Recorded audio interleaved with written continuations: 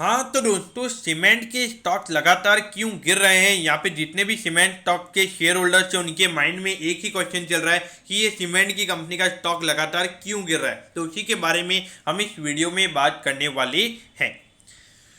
तो देखिए, सबसे पहले ऐसा नहीं है कि एक पर्टिकुलर कोई सीमेंट कंपनी का स्टॉक ही गिर रहा है। अगर हम देखेंगे सारी ऑलमोस्ट जितनी भी सीमेंट कंपनीज हैं उनके स्टॉक अभी गिरते हुए हमें नजर आ रहे हैं। तो देखिए, इसके पीछे का रीजन क्या है। तो देखिए, सबसे पहला रीजन ये है कि जो इनके क्वार्टर 3 के नंबर्स हैं, अगर हम सारी सीमेंट कंपनीज के नंबर्स देखेंगे तो सारी कंपनीज के क्वार्टर 3 के नंबर्स काफ़ी वीक आए हैं।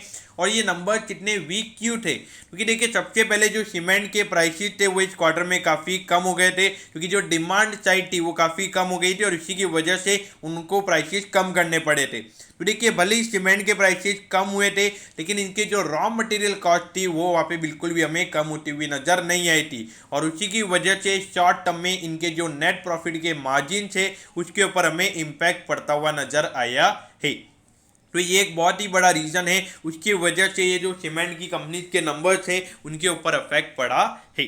तो क्या अब as a long term point of view क्या आपने स्टॉक से निकल जाना चाहिए, अब एट द एंड क्या व्यू होना चाहिए। तो देखिए, आपको एक बात पता होनी चाहिए कि अगर इंफ्रास्ट्रक्चर पे स्पेंडिंग बढ़ेगी तो डेफिनेटली इंफ्रास्ट्रक्चर को बिल्डअप करने के लिए एक सीमेंट जो कि एक रॉ मटेरियल का पार्ट है, यानी कि अगर आपको कोई बिल्डिंग बनानी है तो डेफिनेटली उसके लिए सीमेंट चाहिएगा।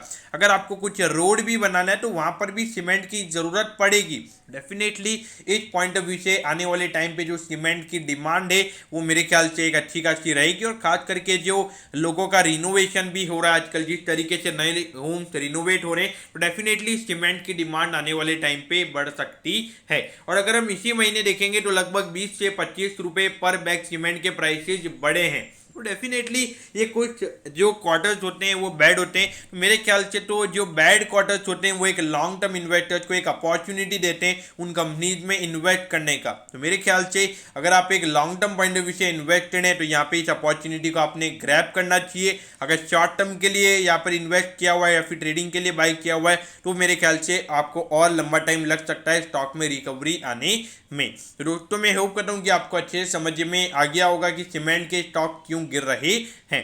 ओके दोस्तों, thank you, have a nice day.